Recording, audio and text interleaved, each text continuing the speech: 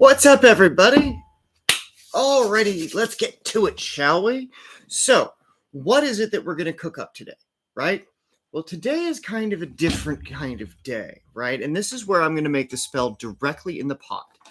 Okay, now what do I mean by that? Well, the reason being is because I'm going to be using the cinnamon tincture instead of the powder form of it, right? And so what I'm going to set on fire is going to become directly affected because there is denatured alcohol in this. So instead of grinding down and blending everything together, this is going to be a straight up example of what happens when you use this ingredient, right?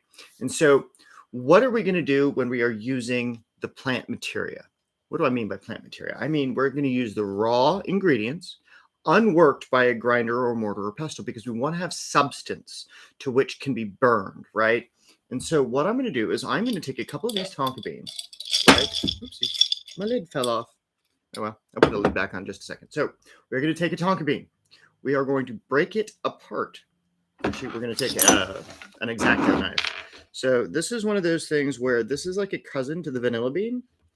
And so what it does is it helps create manifestations of specific desires, right? Like think about these as your wishing beans. You put your wishing beans out into the universe and you make it so, right? And so with what I'm doing, I am splitting the beans down lengthwise so that I can create enough space for the material like a fire in a fire pit, right? And so with this being done in this kind of way, we're creating a effect, right? Where the oxygen can still flow through what is about to go down. And we're going to do this in such a way that hopefully gets the results done and I can demonstrate it in a way that doesn't set the alarm off, right? Because what's really important about this kind of a blend is that when you're building it directly in the urn or the ingredients or whatever it is that you're doing, you're approaching the narrative in a different kind of way. Because in this case, we're evoking a spirit through fire. And through this fire, we're going to be able to deliver that effect more robustly as we make our summons, right? And so in this way, we stack the beans. We've got them. I got them in a little pile in here now, and right across the top. So I've got two of the lengthwise beans, and then I've got two parallel on top with the pieces in the center of it. Okay, and then what's going to be the primary medium that's going to get burned along with it? We're going to use the frankincense again. I know I've been favoring this one, but this is a really important ingredient this week because of the fact that what it does is, and what it's responsible for, is so much more than just a mood elevator, a room enhancer, if you will. Frankincense is an ascendancy plant, right? It is something that allows you to connect to the divine on your terms, right? You are the one that sets the connection. And so by setting the connection through the spirits of fire, right? Just knocked it off that. We'll put that back on there. Okay. We are going to have powdery cinnamon. Okay. So this is going right on top. Yes, you could grind this down if you're going to use an incense coal. But like I said, we're not using an incense coal. We are putting it into this. Having a little problems with the camera today. Sorry about that, guys. So we're going to do that. And then, now, this is the important part. Do not, and I repeat, do not get this shit on your hands. Why? Because denatured alcohol will cross the cellular barrier and it will poison you, right? Even a little bit is bad, okay? So be extremely careful if you're doing this. Now, the evaporation rate on this stuff is also pretty intense. And now, what's a really fun thing to do is the fact that I am now infusing the cinnamon powder, the ingredients, and the tonka beans with this denatured alcohol. So now the whole thing is more flammable than rocket fuel, right? Or gasoline rather. It's going to go up really quick once this gets hot. And so we have to be careful. With that being said, some of the ingredients that we use in spell work are unstable, chemically speaking, right? And so by using these ingredients to control the manifestation and the outcome, this is, inspired by Trevor from the Brotherhood of Male Witches, right? So it's a men's group that specializes in witchcraft for guys. And so this is for you, Trevor. Cinnamon, potency, power, right? That is the top of the narrative, right? So we have the wishes, we have the focus towards the ascent, and then we have the power as the focus, right? We have cinnamon in two forms, the powder to absorb, but also the ingredients by which we bond. And so this is an example of what happens with these ingredient blends, right? And so this becomes a self-sustaining flame for a little while. Like, I wish I could get the camera in here so that you guys could see this better. Sorry, my desk is a mess, I know. But it's the effect of this thing, right? And so we set the whole thing up. And so this creates the narrative for the spell. This becomes the thing that we release it by. But you see how the flame is working on this? And in this particular way, once you settle it, right, it'll still keep the whole thing going. At least it should. So you can create your effect, right? And the neat thing about this is that I know it's, like I said, my desk is messy. It's been an interesting morning trying to get all these things prepped and ready to be like, okay, what's the thing I think I'm going to do, right? Versus the thing I actually wind up doing.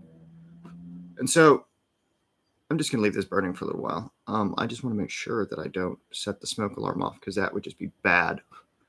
And so with this, what you can do with it is you can say your spell to it. You can say your petitions, your effect. You can say your narrative with it. And so with that, my friends, like I said, I don't want to set off the fire alarm today, but spell's amazing.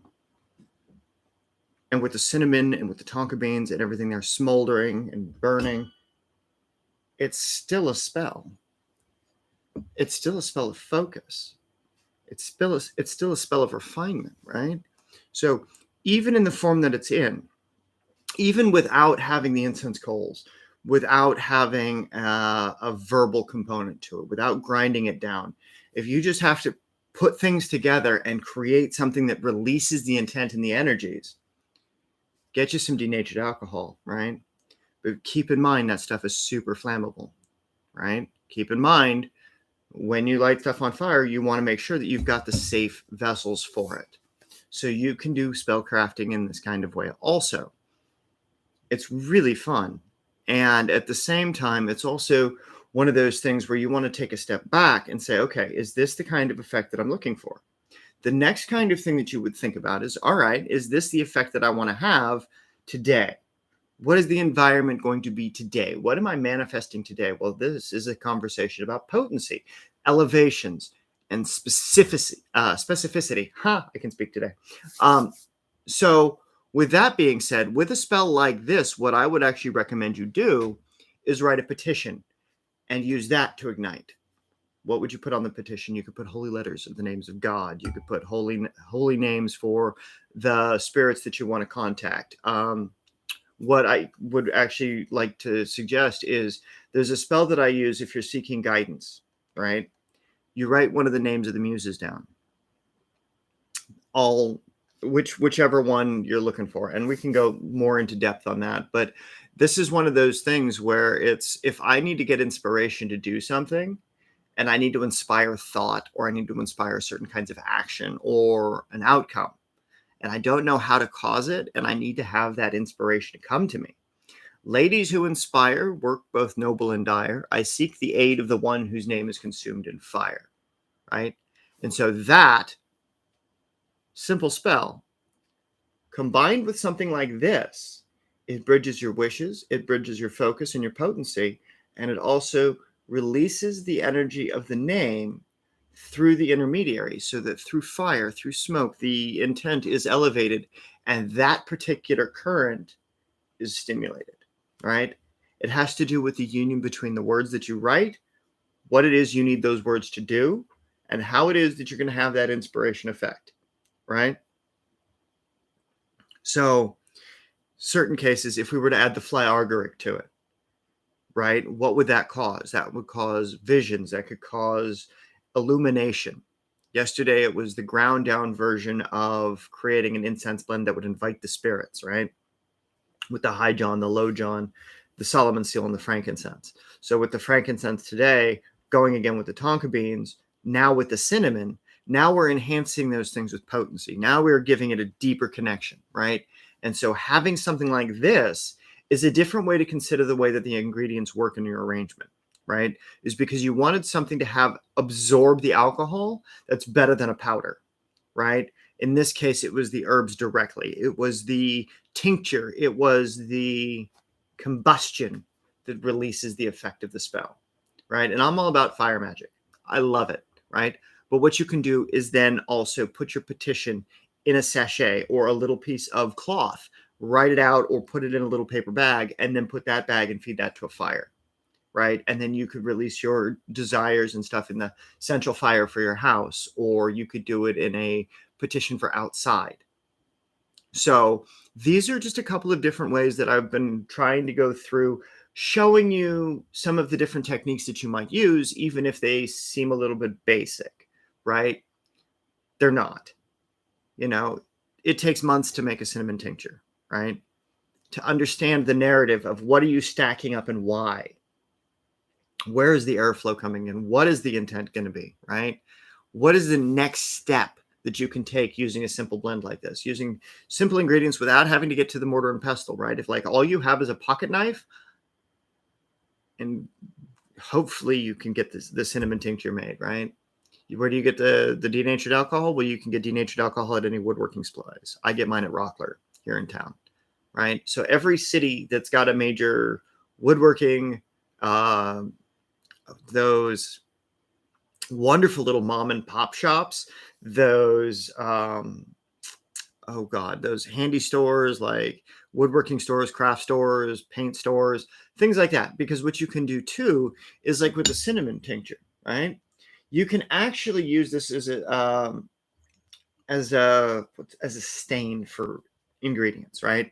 So if you're going to do like a wand or a pendulum, right? You could dip it in the cinnamon tincture, let it absorb in, wait a couple of days, and then take a dragon's blood tincture and cover it over. And then the resin of the dragon's blood becomes the resin seal of the pendulum that you're working on. So you can actually layer up the ingredients that you use when you do this sort of thing. So with that being the case, apologize for the mess on my desk. I hope you have a wonderful day, and I will see you later this afternoon for the Right in the Afternoon. Our conversation is going to go a little bit more into the other works of ascendancy that I've got in the Grimoire of Arts and how they apply to things like clairaudience and clairsentience and things like that. So you have a foreknowing and a forewarning, so to speak, of the things that you're doing. And that spell of evocation of the muse's intelligence, of their inspiration, of their, this is the thing that you're doing. This is the means by which you can do it, right? And so that spell combined with these ingredients, combined with the stuff that I'm going to talk about later today, that's going to be a direct result of the things that I'm teaching you in this method, right? Something simple, something you don't have to have a bunch of tools for, right? You might need to have you might need to have the denatured alcohol, but even if you have tonka beans, cinnamon powder, and frankincense, right? Those should be in either your herb cabinet, your witch's cabinet, or at your local root store, right? Like this is a good way to go and talk to your local suppliers. Who's got what?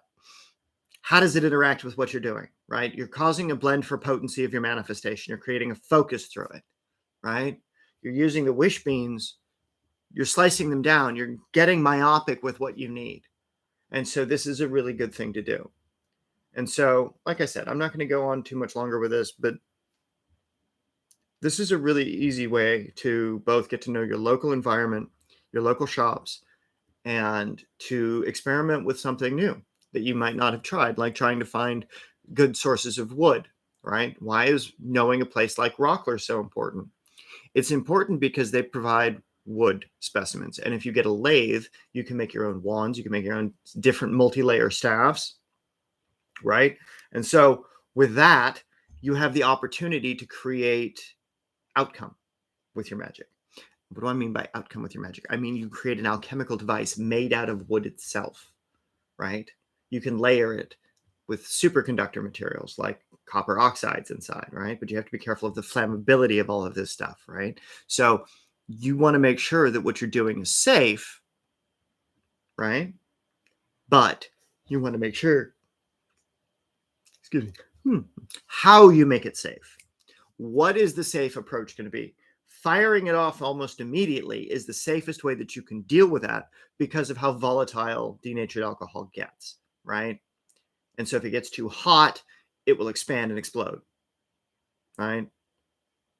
This is why you have to be careful when you're making tinctures with things like denatured alcohol, because if you think Everclear is bad, this stuff is way worse. This is the stuff that I use for my alcohol burners when I'm doing the stuff in the boiling flask, right? If I'm going to be boiling a bunch of herbs and resins and things like that take a long time, and I need to get a nice hot flame, but I need to have it controlled, and I don't want to put a cauldron or something on the stove, or I can't put a boiling flask over the stove, and I'm not going to use a hot plate for it, that's when I'll use those things, right? And so just keep in mind the use of the ingredients that you have and the safe applications of those things, right? It was just a few drops, and you saw how big that flame would get, right? Any more, and the smoke alarm will go off. So unless you wanted to do that, then you'd leave it burning until the flame extinguishes naturally on its own, right?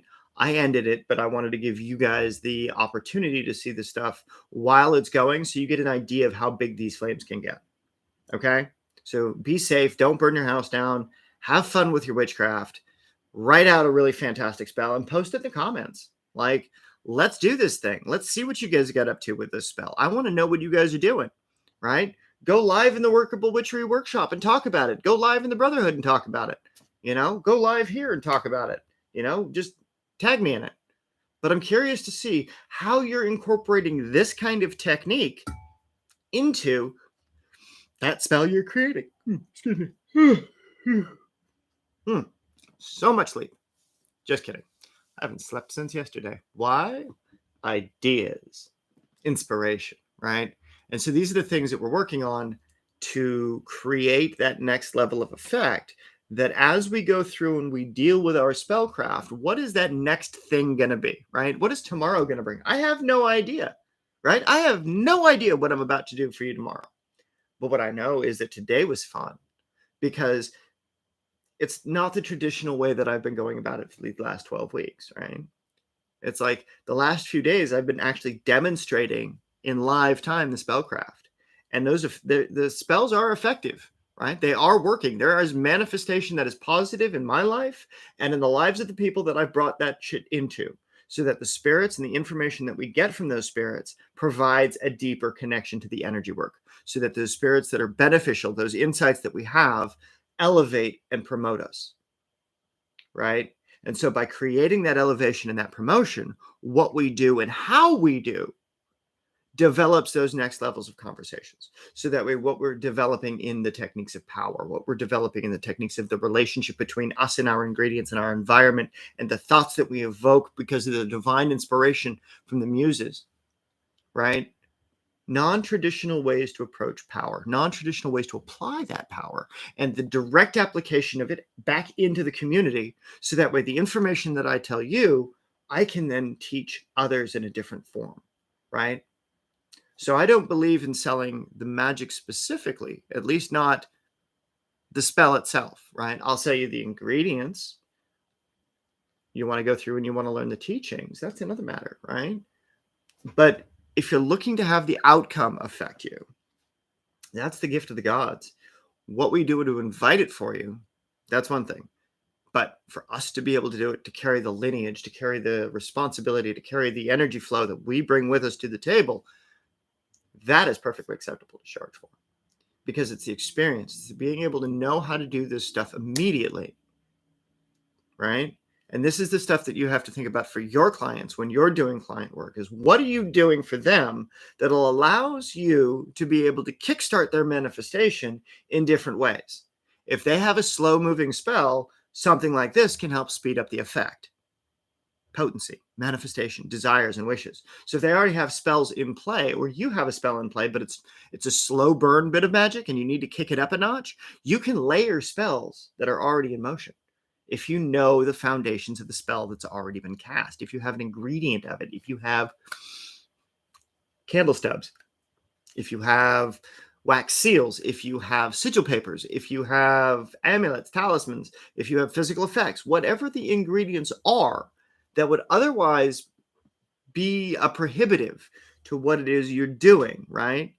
These are the kinds of things that you can create depending on how you layer your spells or how you layer other spells with them, right? Because you can cast a spell on Monday, augment it on Tuesday, refine it on Wednesday. So you're casting not just the same spell, but you're casting the durational effect of it so that you're tapping into those different capacities, right? And by doing that, you're creating a layered narrative. And by that narrative, you're being able to duplicate the kinds of manifestations that you're looking for in a variety of different ways so that by the direct routes and the indirect routes, you're getting that manifestation across. All right? So mind your allergies with these ingredients. Tonka beans are not to be consumed, at least in mass. Okay? They are toxic. So just be aware of that. Mind your allergies with the cinnamon. It'll make you sneeze a little bit, make my nose runny. So be safe, my friends, and I will see you in a little bit for the right in the afternoon. And for those of you that got the invite to the workshop at noon, that's going to be a project that's forthcoming. So I hope to see you in Zoom. If not, that's going to be a brown paper bag conversation. What do I mean by that? That's one of those things that I picked up from Jason Fladlin, which is he's the genius for when it comes to all things webinars, right? So it's the idea of, I can sell you what you need right now, but the presentation is going to be in a brown paper bag because this is the best material that it's got. I just haven't had time to refine it and make it pretty and perfect and set it on a shelf and make it look like $1 million, right? It could make you $1 million. It's already made people $500 million. Actually, it's actually made around $1 billion in the industry. So I know the methods work. I can give you best case scenarios and I can give you worst case scenarios, right? And at every level, there's something to address. So with that being said, my friends, stay safe, mind your allergies, do this stuff in the same way that a business owner would do their magic. Because at the end of the day, if you're doing this stuff for clients, you are a business owner. You have a brand you're building with your craft and your reputation is on the line if your magic does not work. You have to be able to get it to manifest. You have to get your outcomes to manifest. Stuff like this simple blend, even as an impromptu, like, let's get her done, you get it done, right? So think about that, right? Anyway, stay safe, my friends, and I will chat with you in a little bit. All righty. Bye for now, y'all.